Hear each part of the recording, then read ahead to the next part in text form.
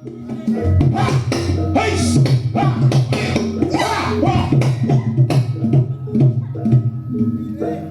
ora sama titil. Loro iki.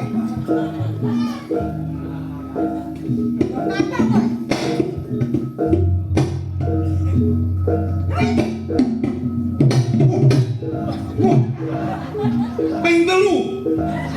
Kenal terus. Gong, jajal. Beda-beda. Kayak maju rasa mendelik.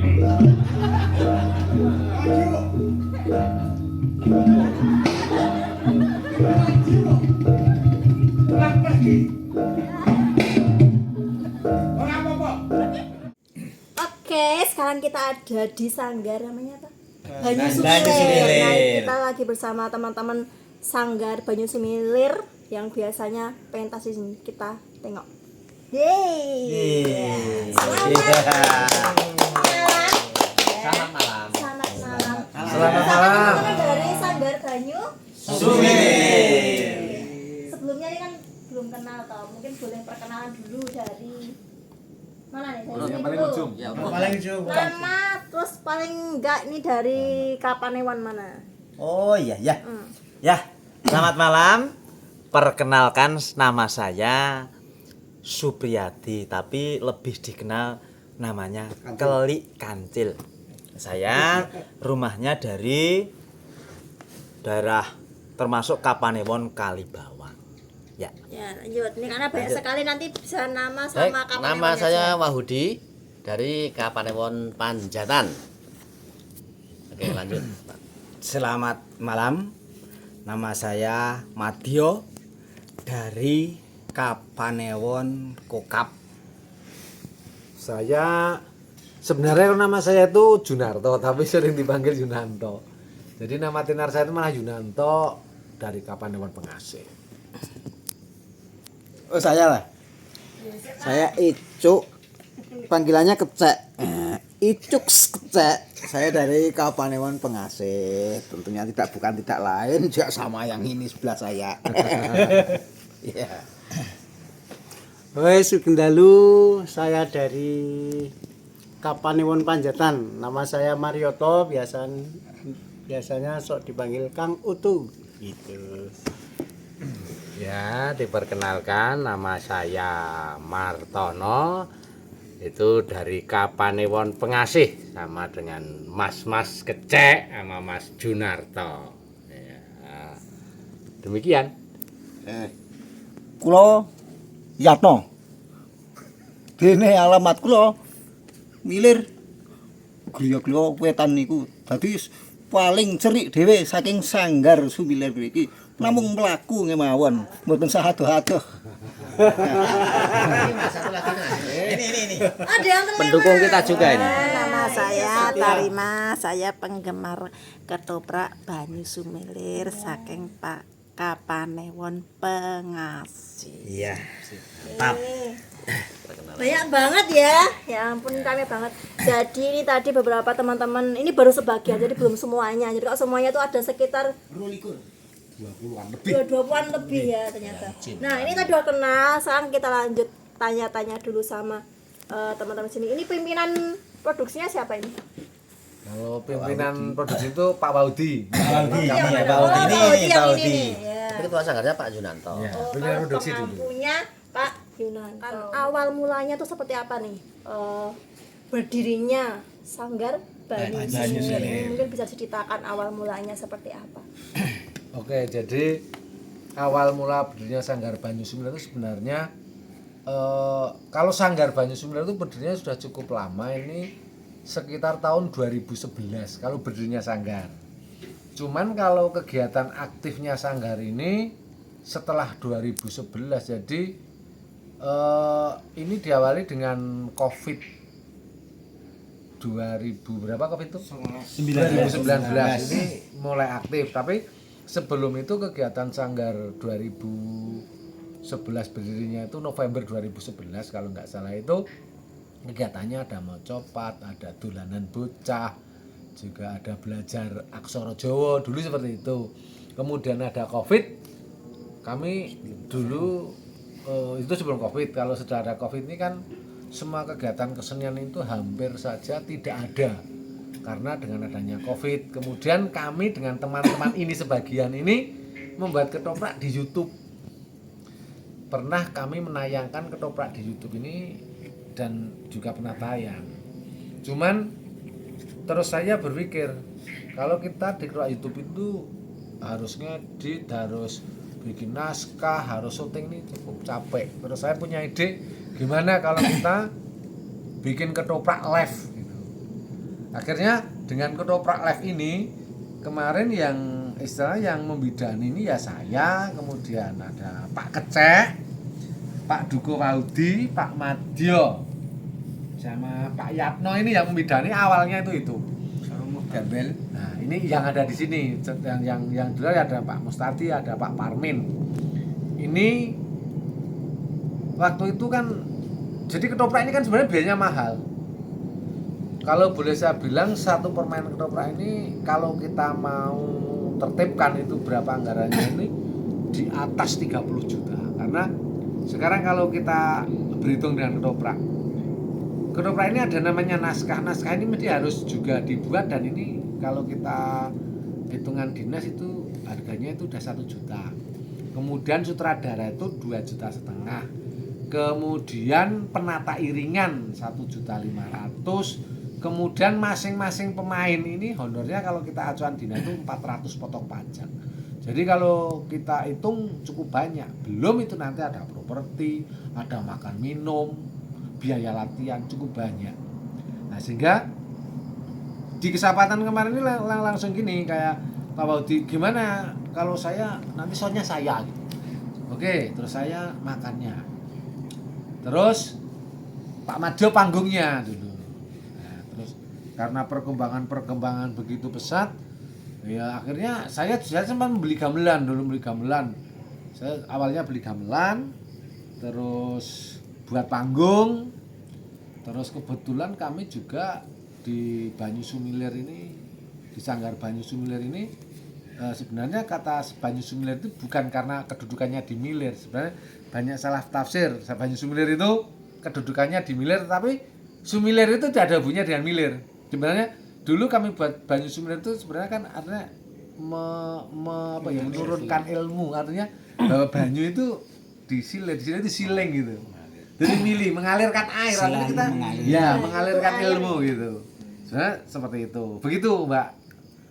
Oke gitu. Tapi ini tadi udah cerita panjang lebar terkait profilnya ya. Tapi ternyata tadi belum disebut nih alamatnya di mana? Sanggar Banyu Sumilir itu. Oke, jadi Sanggar Banyu Sumilir ini gini. Kalau alamatnya ini ada di Milir, RT 10 RW 5 Dusun Milir, Desa Kedungsari, Kapanewon Pengasih. Tetapi kok sering muncul Kampung Wonosutan.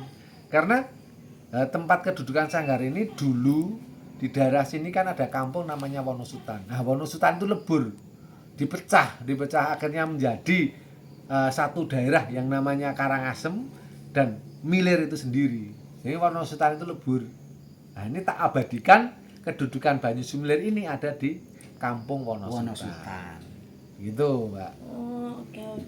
Ini tadi udah cerita ya terkait profilnya, awal mulanya berdiri Sanggar Banyu Sumilir ini terkait prosesnya. Lalu ini kan sudah berkembang sampai saat ini. Nah, mungkin bisa disampaikan ada kendalanya apa aja sih yang dilalui teman-teman semuanya, mungkin selain Pak Yunanto sebagai pimpinan Sanggar, terus Pak Waudi pimpinan produksi, khususnya di sini yang paling kelihatan dari beberapa kegiatan kesenian terutama ketopraknya ya.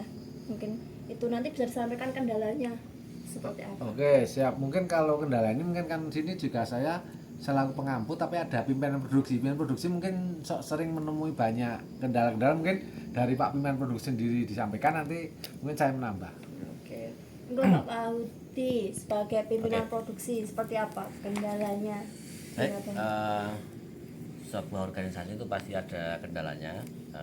Demikian juga dengan di sini untuk yang unit ketoprak ini ya kendalanya salah satunya ketika kita berlatih ya kadang kurang maksimal ya. Kadang seperti malam hari ini ada beberapa yang teman-teman yang izin begitu, Nah itu memang menjadi kendala. Namun itu tetap kita usahakan supaya kedepannya itu lebih tertib lagi dalam latihan supaya hasilnya lebih maksimal. Jadi lebih cenderung pada pada proses latihannya begitu. Mungkin Mas Junanto bisa menambahkan atau yang lain monggo. Mungkin ada yang iya. lain selain teman-teman mungkin terkait kehadiran adalah yang lain nggak mungkin. Ini kan termasuk tergolong yang menurut saya hebat ya. Kita bisa katanya ini benar ya bisa pentasnya setiap Rutin selapan Satu- sekali. Rutin ya, satu selapan bulan sekali Setiap malam ya. Sabtu Pahing. Oh, berarti bisa dikatakan 1 bulan sekali pentasnya. Iya, Ya. betul lah. Itu latihannya juga setiap Setiap malam apa ya? Sabtu latihannya. oh jadi setiap minggunya 1 kali Iya. pertemuan latihan gitu. Latihan. Berarti kalau 1 bulan itu paling enggak ada 4 kali ya, 4 kali latihan. Yang Habis itu kelimanya pentas. pentas. Oke, mungkin bisa disampaikan selain terkendala tadi pemainnya mungkin pas latihan itu kan nanti jadi nggak bisa berjalan lancar. Mungkin ada kendala yang lain dari teman-teman bisa disampaikan. Ya mungkin Pak Kecek bisa menyampaikan. Pak Kecek mungkin nih, sepertinya ada unek-unek yang mau dikeluarkan. Enggak ada. Waduh. Auranya itu udah menunjukkan kalau mau mengeluarkan unek-unek gitu loh. Mungkin boleh disampaikan. Ini bisa saling curhat juga ya. Kalau ya Pak Kecek dulu. Pak Kecek dulu. monggo. Urutnya dulu aja. Oke Oke, ya. Pak Majo, Pak Majo. Kalau untuk apa namanya kendala-kendalanya karena kita itu beberapa daerah yang masuk ke Sanggar Banyu Sumilir itu rekan-rekan itu profesinya itu macam-macam, bukan cuman di seni, ada yang pedagang, ada yang petani, ada yang wirausaha, ada yang yes pokoknya macam-macam. Jadi di sini itu kendalanya kadang-kadang untuk memersatukan, untuk latihan bersama, untuk pertemuan tiap malam itu kadang-kadang ada yang masih bekerja, ada yang masih lembur, ada yang masih menyelesaikan pekerjaan. Jadi itu kendalanya. Tetapi dalam artian setiap pementasan, setiap latihan bagi yang tidak bisa diharuskan semaksimal mungkin, sebisa mungkin harus latihan dan harus datang. Begitu dari saya. Ya, itu mungkin perlu disepil ada yang baru hadir ini, Pak. Oh, mau disepil. Oh iya. Oh iya nih. Baru datang. Mohon maaf. Nama, boleh tuh. Oh ya, Kapanewonnya dari mana? ya. Nama saya Supriyono dari Kapanewon Nanggulan. Nanggulan bagian barat. Semangat. Ini mohon maaf saya mboten telat nggih niki, Ming. Karena kewajiban makarya. Dadi niki dilapah jatah lembur dadi sampai. Tapi kula tanggung jawab wonten ing organisasi menika dadi senajan to niki ming mampir istilahnya nilai kula tetep mampir.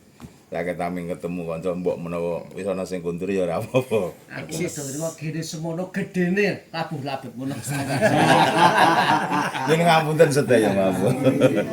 Niki kula senajan pun jam 11 kula tesih mampir mergo kula ya cara-cara kita tanggung jawab tenan jan kula ya melu organisasi Sanggar Banyu Sembilan iki kula ya seneng tenan. Iya, betul. Upami nek cenang omah tenan ngopo ora anu lho kula sih nggo seragam.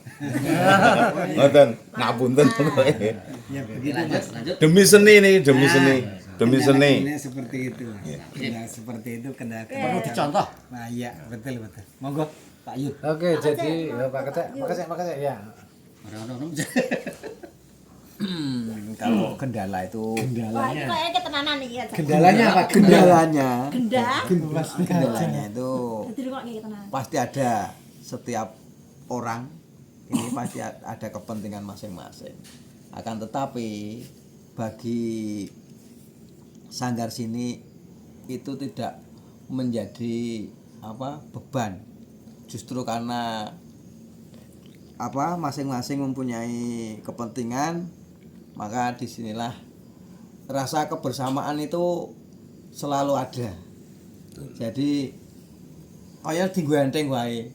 raketan yo ana sing le mangkat carry, le teko carry ya itu hal yang biasa karena tadi kembali ke masing-masing punya kepentingan itu tadi. Itu saja. Tapi bagusnya sini tetap semangat. Itu saja. Ini ada yang tambahan yang lain nih. Ini ibunya diam aja. Oh, peminat mungkin bisa disampaikan sebagai pandemen ya, pandemen ketoprak. Mungkin ibu ada tanggapan terkait sanggar ini gimana? Ya sebagai penonton bisa disampaikan kesannya saya. Kesannya nggih pun sae sedaya. Pokoke tetep kula mendukung ngeten mawon sih. Mendukung ya Bu. Tapi aku lebih ke ini sih tertarik terkait ini kan pentasnya selapan atau 1 bulan sekali toh. Iya. Sesasi pisan loh. Ibaratnya mau dihitung aku tertarik ngendikane Pak Yu tadi. Ibaratnya dihitung anggaran kuwi sak 30-an juta. Ini setiap bulan loh, setiap bulan. Ini mungkin menjadi pertanyaan yang menarik buat saya tuh. Terus teman-teman gimana caranya? Kok bisa jadi tiap bulannya bisa melakukan pementasan dan ini juga yang nonton itu cuma lumayan banyak loh, Mas ya. Dari peminatnya warga sekitar dari jauh itu juga ada yang datang buat nonton, cuma buat mau nonton ya nggak cuma sih mau nonton pementasan ini. Mungkin bisa disepil kan bagaimana nih teman-teman apa ya, apakah itu dari swadaya atau itu Dari pribadi atau ada kucuran dana atau seperti apa, mungkin bisa disampaikan. Oke. Teman-teman. Jadi gini. Sebenarnya memang kalau saya bilang tadi bahwa anggaran ini lebih dari 30 juta bahkan lebih. Karena memang pementasan ketoprak ini kan bukan pementasan kayak organ tunggal, kayak pementasan jadilan itu enggak, tapi pementasan yang mengumpulkan beberapa orang. Jadi kita kan ketoprak itu ada pemain ketoprak, ada wiyogo. Nah ini dan satu warga kampung. Jadi suatu kegiatan ini di Sanggar ini ada 3 kekuatan. 1 kekuatan pemain ketoprak, yang 1 kekuatan wiyogo, yang 1 kekuatan warga kampung. Nah 3 kekuatan ini harus dikumpulkan. Nah, pertanyaannya kok bisa? Sebenarnya gini, kalau kita melihat apa ya istilahnya apa tuh orang zaman dulu kan sebenarnya kalau kita niat ini mesti niat yang baik, yang tulus, mesti akan bisa. Itu kuncinya. Dan kuncinya juga jangan ada dusta di antara kita. Kalau kita bilang Jangan ada dusta. ya, kalau kita bilang siapa yang mendanai, ini teman-teman di sini, ini kalau boleh dibilang tidak mendanai ya boleh, dibilang mendanai ya boleh. Karena gini, karena pendapat gini, aku main ketoprak, ini aku dibayarkan semini, aku mendanai boleh. Karena bilang, tapi ketoprak kan juga harus ada yang lainnya. Nah, yang lainnya juga butuh biaya. Nekor hanya biaya hanya main itu kan juga belum cukup. Itu juga boleh. Pendapat itu boleh semua. Yang penting ini guyub rukun kuncinya.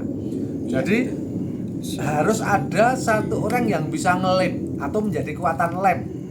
Artinya gini, satu orang ini bisa ngelem pemain ketoprak, bisa ngelem yoga, bisa ngelem warga kampung. Jadi satu orang ini yang bisa mempersatukan dari 3 unsur ini, istilahnya bisa mengendalikan. Nah ini akan jalan. Sekarang Kulon Progo ini siapa yang tidak tahu, Mas Klik Bulita adalah maestro karawitan. Ini juga tergabung dalam Banyu Sumilir. Terus Pak Klik ini ketoprak Mataram Yogyakarta. Ini juga di Banyu Sumilir. Ada Pak Mustadi itu yang juga Banyu Sumilir. Mbak Susi ini adalah seorang tari. Nah, ini juga di Banyu Sumilir. Dan teman-teman ini memang benar tadi adalah dari disiplin pekerjaan yang berbeda. Tetapi dengan hobi yang sama. Hobi sama ini bisa mempersatukan orang yang kalau saya bilang punya hobi itu kan kesenangan. Terus ini akan rela sedikit meninggalkan pekerjaannya demi hobinya. Nah ini sebenarnya rahasia cuma itu. Nah kalau masalah memang pentas ini perlu biaya, ini jelas. Satu ini yang biaya kayak konsumsi ini sebenarnya ada teman-teman yang sebagai donatur. Kemudian sound ini sudah ada yang menanggung gitu. Kemudian keamanan lingkungan, sementara kita kan bergandengan dengan warga kampung. Kostum ini sementara kita bawa sendiri-sendiri. Jadi kita istilahnya mengacu ke profesionalisme. Jadi harus ketopraknya ya kudu paham aku ki dadi apa, kostumku apa, riasku bagaimana, ini sudah mandiri. Karena sebenarnya di Banyu Sumilir itu pentas itu kalau saya selaku pengampu sanggar ini bukan pentas. Kita latihan. Nah, perkara orang bilang itu pentas itu kan orang lain gitu. Dan sebagai barometer di sanggar ini kan memang saya buat beda dengan ketoprak-ketoprak yang lain. Sekarang pertanyaannya, kenapa ketoprak-ketoprak semua dilayani penontonnya tidak banyak? Pertanyaannya kan seperti itu. Sama lakonnya, sama ceritanya, sama judulnya ketoprak. Karena apa? Kurang digarap. Itu kuncinya kurang digarap. Dan durasi pementasan kayak cenderungnya itu kan ngelangut, Kadang terlalu lama. ngelangut, jadi membuat bosen. Kalau masalah pembiayaan di sini memang tidak ada pembiayaan yang sifatnya bantuan dari dinas tidak ada, terus bantuan dari donatur besar tidak ada. Ya ini adalah bareng-bareng semuanya. Iya, dia 30 juta. Iki lho bate ngeruk lho, ngeruk. Makanya sapa. Jadi ini benar-benar teman-teman totalitas. Modalnya kesimpulan cuma satu. Oh Pak, mau Pak. Ora seneng. Ora. Modal seneng hobi. Jadi tadi kertas jebule ya oke. Jebul oke ya. 30 juta lho. Sekali pentas. Sekali. Iki wis berapa kali pentas nih? 32. Nah, ini 30 berapa? Mau 30. Besok 33. Oh, besok 33. 33. Ini yang ada di sanggar ya, yang di luar sanggar. Dipengket. 3. 36 kali 30 juta berapa? Lu mata aku. 30 kali 3 aja. Hampir 1 miliar ya? 1 miliar. Hampir 1 M-an itu kalau Kuwi minta. duit tak lho kuwi nek hitung ora. Regane kesenengan iki semono kuwi. Kuwi nek ora seneng ya ora kelakon. Jan wong seneng ki larang regane ngono kan. Kayak wong seneng lah. Ya mungkin Pak Martono ini sini kan sebagai tokoh ya sepuhnya mungkin juga bisa untuk menyampaikan sambil enggak apa-apa, sambil linting gitu, enggak masalah. Oh, dia cukup lintingan. Glinteng ketokake nggih. Cukup natural. Tak nderek matur niki pancen nek donge kula senes sesepuh ning kula klebu paling sepuh wonten ing mriki iki. Dadi senes sesepuh ning sampun sepuh dados mila menawi perkawis nggen ketoprak niku rehne kula niku wet dek isih enom niku pancen kula ya seneng sing kalih jenenge kabudayan ketoprak. Mila kula njur gabung wonten ing Banyu Sumilir mriki. Dilalah kok kula ditampa karo rombongan Banyu Sumilir iki, anjur kula nyek ilok-iloke ya didapuk sing tuwa karanggipun tuwa ngoten gitu. Dadi nek kula dadekke bambangan mesake sing nom-nom nika. Ora payu tur seniwatine mangke ya njuk do minger-minger nek. Jadi pancen perkara sing dingendikake Mas Pimpro ingkang pengampu Banyu Sumilir menika leres mila sedaya menika amung saking guyub rukunipun para warga anggota Banyu Sumilir sae menika wiyaga, sae menika paraga ketoprak menika sami guyub. Najan to mbok bilih kala latihan menika wonten perkawis-perkawis kala mangsanipun nyendu ing raos ning wonten ing mriku namung kagem tegesipun supados anggenipun latihan menika kanthi temen kanthi estu nuhoni ngendikanipun dalangipun utawi sutradaranipun. Kados sampun mekaten matur nuwun. Nah,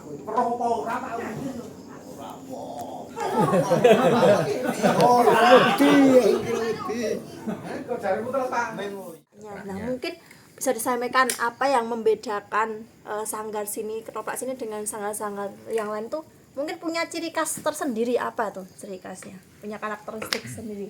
Bisa disampaikan. Ya, Masih, jadi gini Bang, ya. masih. Jadi untuk sanggar Banyu Sumber ini yang khusus ketoprak, jadi pembedanya dengan yang lainnya. Sudah saya sampaikan bahwa ketoprak sama-sama ketopraknya, tapi kan istilahnya kalau ada aliran ketoprak, ketoprak itu ketoprak ketoprak konvensional. Ketoprak konvensional garapan. Ketoprak garapan. Jadi beda.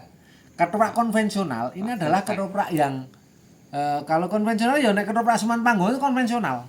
Oh, berarti yang dipanggung-panggung. Tanpa tergarap ya. Konvensional tanpa tergarap. Misalnya saya ini misalnya tempatnya Pak Supri nganggap ketoprak. Nah, itu ketoprak konvensional, tidak digarap sama sekali. Nah, tidak digarap itu blocking tidak digarap, Ontowecono tidak digarap, Pemanggungan tidak digarap. Naskah ditulis Naskah juga tidak tergarap. Jadi kecenderungan pementasan itu mawut. Dari pementasan itu ndak bisa dinikmati.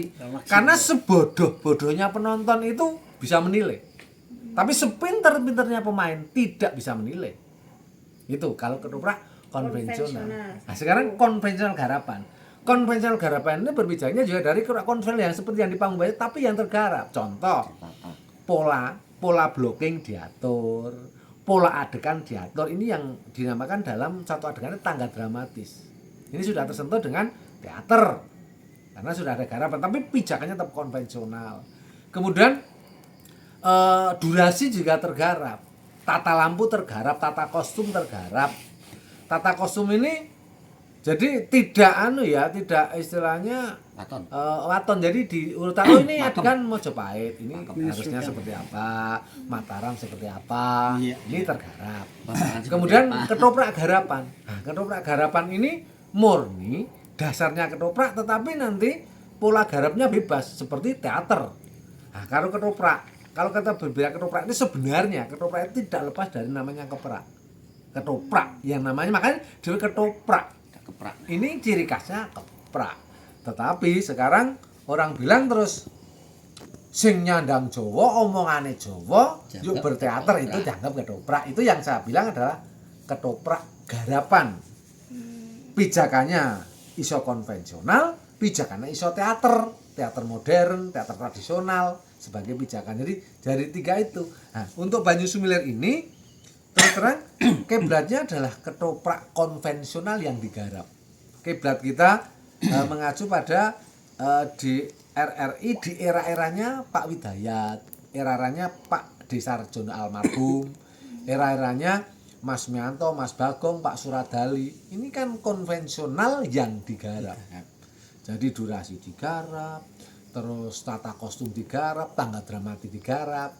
Makanya tergabung di dalam sanggar sehingga saya bilang kalau pentas di malam Sabtu Pahing ini kan kita itu saya bilangnya latihan, bukan pentas gitu loh. Tetapi sudah nyandang lengkap. Jadi keuntungannya di sini kan gini. Sebenarnya teman-teman penggiat atau yang suka ketoprak ini di sini mencabu dapat ilmu gratis. Nah, saya berani bilang bahwa ketoprak khususnya bilang di Kulon Progo ya. Kulon Progo yang model pola garapnya ketoprak seperti ini saya kira boleh dikatakan jarang atau hampir tidak ada. Karena saya ini berkeliling di Kulon Progo, ketoprak saya tahu kok. Saya itu suka nonton ketoprak dari ketoprak yang paling kumpulan ketoprak konvensional semua sampai ketoprak yang tanggapan yang dari luar itu saya melihat sehingga saya membandingkan menilai dan saya ramu, saya ambil yang paling baik, saya cakkan di sanggar ini. Kebetulan saya juga ikut anggota ketoprak di Jogja yang diikuti Pak Keli itu di PSKMY itu. Memang pengampunya adalah Pak Widayat yang notabene adalah maestro ketoprak Yogyakarta. Seperti itu. Yang membedakan jelas itu, Pak. Kanjeng Ibu Asmoro. Kan aku bakal ngestokke dawuhe, ngestokke welinge bojoku. Oke, ini tadi udah cerita ngalor ngidul panjang kali lebar sama dengan luas. Mungkin lebih ini kan di Kulon Progo udah ada, terutama ini ada bandara CIA. Nah, mungkin punya prospek kedepannya dengan adanya Sanggar Banyu Sumir itu kedepannya mau dibawa kemana setelah ini kan teman-teman udah banyak latihan nih, mungkin bisa sampaikan kedepannya mau dibawa kemana atau ini mungkin ada yang menanggapi? Oke, jadi bagus juga. Sebenarnya saya juga gerah dengan kemajuan Kulon Progo yang Kulon Progo ini jelas punya bandara. Tetapi kalau kita melihat dari 4 kabupaten 1 kota Kulon Progo, kita masuk miskin, artinya dalam arti bahwa Kulon Progo itu punya tempat yang hebat, tetapi manusia-manusianya kemudian potensi tidak dihebatkan. Nah, berawal dari situ sebenarnya saya pengen bahwa di Kulon Progo ini nanti kalau misalnya mau lihat ketoprak ya di Kulon Progo, karena kita sudah pintu masuk. Kemudian saya pengen dari ketoprak itu nanti bisa istilahnya menjadi tempat edukasi, tempat belajar, karena memang ketoprak ini kan sebenarnya satu bentuk kesenian yang syarat dengan segalanya, bahkan semua yang ada ini kan bisa diwadahi ketoprak. Misalnya mau penerangan bisa ketoprak, misalnya mau sosialisasi bisa ketoprak, terus orang hajatan bisa ketoprak, orang haul pun bisa ketoprak ya, tidak ada wayang ketoprak bisa. Dan ketoprak itu dimasuki apa saja. Begitu Mbak mungkin? Ya, terkait tadi kayak menyinggung sosialisasi tadi, ternyata di ketoprak itu juga saya pernah mengikuti, itu juga ada cara, kita kan orang Jawa ya rata-rata, kita itu juga diajarkan bagaimana toh kalau putra dan putri itu berpakaian, gagrapnya Jogja itu seperti apa, kita kalau mau jalan itu ternyata juga ada tata caranya, nggak main pelaku ternyata pelaku pak ternyata enggak ya, ternyata juga ada aturannya gitu toh Pak Hidayat. Panoto corone gak kayak Jakarta. Ternyata di sini ada panoto corone. Nah, itu ternyata kita berbicara, kita berjalan, kita berpakaian itu ternyata di ketoprak ini juga diajarkan loh. Ya, jadi ketoprak ini memang syarat dengan unggah-ungguh ya. Sekarang kalau ketoprak ini kan adalah gambaran kehidupan. Gambaran kehidupan. Cuman dalam gambaran kehidupan ketoprak ini kan ada strata masyarakat. Oh, ini masyarakat pedesaan, masyarakat tingkat menengah, menengah atas. Oh, iki di atas iki misalnya ratu, putra ratu, adipati, putra adipati. Menengah itu misalnya adalah kebanyakan misalnya lurah, misalnya Demang. Nah, ini kan menengah ke bawah. Kemudian rakyat kebanyakan tentunya misalnya unggah-ungguhe mesti wis beda. Ketika rakyat biasa mau sowan Pak Meru, Pak Camat, Pak Lurah, dan sowan raja ini berbeda. Nah, ini harus tahu unggah-ungguhnya. Di sini pemain ketoprak ini harus pandai-pandai untuk istilahnya nerapkan unggah-ungguh. Nah, ini akan dipelajari di sini. Nah, sekarang yang implementasinya di masyarakat tuh unggah-ungguh sudah hilang. Nah, ini bisa dipertahankan di dalam seni ketoprak. Nah, mulane tembungan iki busana kuwi nuduhke kalenggahne seni ketoprak iki. Oh gitu, aku enggak dong. Ini tapi bener loh Pak, iki aku aja, iki aku ya nek ngomong ki harusnya nek ngomong sik wah kita harus basa tau lah itu. Padahal aku ya ngomong ya tak caruk-caruk kayak kalau gaduh-gaduh ngono kae, Pak. Dadi ora apa-apa. Nah, ini kayak gitu tadi. Mungkin jadi selain mengembangkan seni dan budaya juga bisa untuk kita belajar juga ya dari terkait unggah-ungguh, tata bahasa, tata busana, tata rias, ada lagi tata menata. Itu Pak ya Pak. Yang di sini. Mungkin udah dirasa cukup, mungkin ini udah tak anggap mungkin teman-teman yang mau pengen mengembangkan bakatnya juga kalau mau belajar bahasa Jawa, cara berpakaian bahasa Jawa bisa gabung di Sanggar ini. Mungkin closing statementnya nih terakhir. Oke. Baik, jadi gini teman-teman, cintailah kesenian dan kebudayaan. Kesenian ini tidak lepas dari kebudayaan. Orang yang berbudaya mesti akan bisa mencapai kesuksesan. Oke.